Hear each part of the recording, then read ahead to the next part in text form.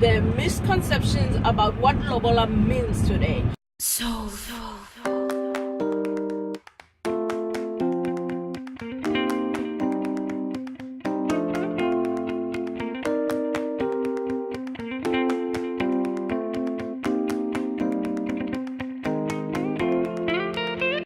Hey all, so welcome back to my channel. I am going to touch on a very sensitive subject for a lot of people, which is Lobola or dowry or bride's money. Okay, and in our culture we still do that. A lot of people still do that, where a husband's family or the husband himself basically pays bride's family money as a form of I don't know what. Let me not use the word because I don't want to offend a lot of people, but basically let me first give you a background. In the olden days in our culture, we had arranged marriages, right?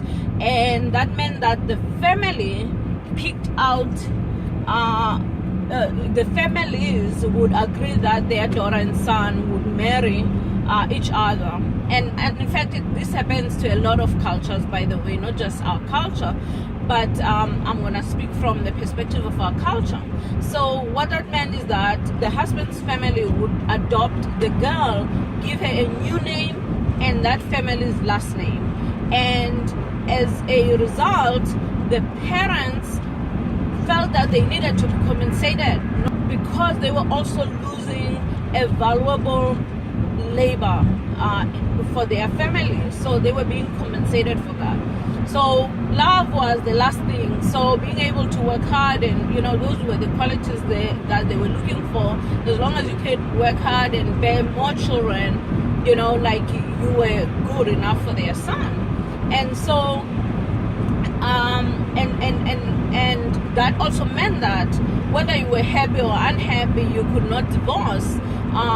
And you were not just marrying your husband, you were marrying the whole family, and you had to prove yourself that you were worthy of the money that they paid for you. And I'm using those terms because that's what precisely they meant, or I should say, that was though the meaning was said to be different, but basically that's what they basically did, right? You were a good wife if you could bear children and you worked hard and you could prove yourself, like that you were worthy of their money. So today people still do it. People still pay Lobola for their wives, and in today's world it's usually the husband. So people like a young man will choose the girl he likes and asks her out, they could date or whatever, and they get married. Okay, and nowadays, because a lot of young men, before they get married, they start working, so they usually they save up for that. But here's the thing: in the olden days, they used cows as because cows were very valuable to the family because they provided, of course, labor, and they could also give a birth to more cows, and as a result, they would be useful to the family. And so, but nowadays, a lot of people do not farm, and so they use cash for bride's money or dowry. So now, when I got married, I was already dating my husband. We already had a child, and we we just decided to get married. We didn't even make the big boo-ha-ha about getting married. We didn't. We were young. We just thought, and also I was a feminist, so I really didn't see the value in being like the value of the pump and circumstance, but anyway, I digress. I didn't do it mainly because I was a feminist, or I'm still a feminist, and I honestly felt like it was a pure transaction that was basically saying this is my worth, and I felt like I was worth a whole lot more than that. And add to the fact that in today's money, monetary terms, money has no real value other than what the markets decide what the value is.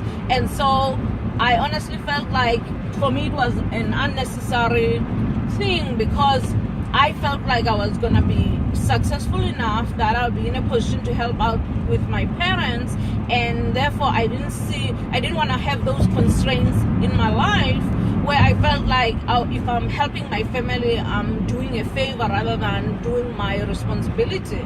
So we had that understanding with my husband that whatever my family, my mom and his mom needs, we'll be able to help out where we can, and really we cannot count how much that would be.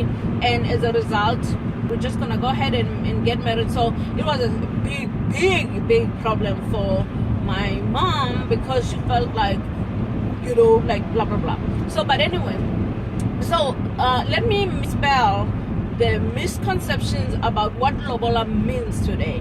I told you what it meant in the olden days, but today it really, like, people think that if a guy pays Lobola for you, that is a guarantee of how well he is going to treat you, number one.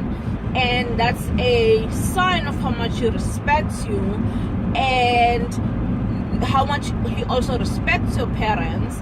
And like, people have all sorts of values that they associate with Lobola, but I can tell you that there is no guarantee that that's what's going to happen. In fact, a lot of times men feel entitled to you because they think that because they paid Lobola for you, you pretty much owe them, right? And so I was like, and so again, another set of constraints that I didn't want to impose on myself. So then, to go back to the Lobola, so I didn't get, my parents didn't get paid, and I know some girls think, like that, oh, she must be cheap, blah blah blah, or she was, like desperate to get married. No, I literally had values that I placed on myself that told me that I will not put myself in a position to be literally traded. And I know a lot of people don't see it that way. They see it the way that, like I thought I had already said. And but that's how I saw it. So I didn't see a value. If your husband pays Lobola, fine with me. That's his, like, prerogative, and that's your prerogative, and that's your right. But that doesn't guarantee anything, in my view, because a lot of people have paid Lobola, and depending on whether the guy could be poor, let's say, and you love the guy and he cannot afford Lobola, then what? And the guy can be rich and he pays Lobola for you and he treats you like dirt. So there's no one-to-one correlation between your husband paying dowry and your husband doesn't, and if your husband doesn't. My husband is an awesome husband, and I say that all the time. He's an awesome father, he's an awesome husband. So so I cannot complain. Okay, so but we made that deal, and it was hard at the beginning, because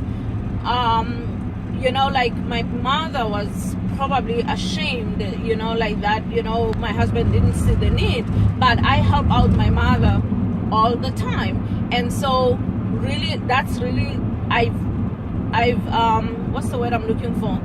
I've kept my end of the bargain, which was, I will make sure that, I help you out when I feel like you need help, or when you need help, I will help you out. And that's what I've done over the years since I've been married. So, and that I have a job, So, but anyway, so to get back to the whole idea of Lobola. So what was the point of this video? Really, the point of this video was to say what I think of Lobola, and what is Lobola from the perspective of my culture, and whether that guarantees how, like, your married life would be. It has no bearing in my view, but if that's what you want to do, go ahead and do it. what I would suggest people do, if their husbands do pay Lobola for them, I would suggest that you take that money and you put it in an investment for your parents, and then have them only use interest to that, and they will always have that capital kept away for them, and then you're done, you know, if that's what you want to do. But in my case, that's not what I wanted to do. And because I was raised by a very strong woman, and I saw myself as a very strong person, and I was getting married purely on the basis of love and nothing more. And I honestly feel like that's what really made my relationship work with my husband, because the basis of our relationship was nothing. There was no strings attached other than we love each other and this is what we're doing. So what I would like to know is, how does the whole marriage process work in your culture? Please comment below and let me know, and I will respond to each and every one of your comments, and tell me if you agree or disagree with the way your culture does the whole process of marriage. In fact, I want to know, do they have dowry in your culture, and who pays the dowry, and what is the process? So comment below, let me know. I will sure respond. So thank you. I hope I didn't go too long.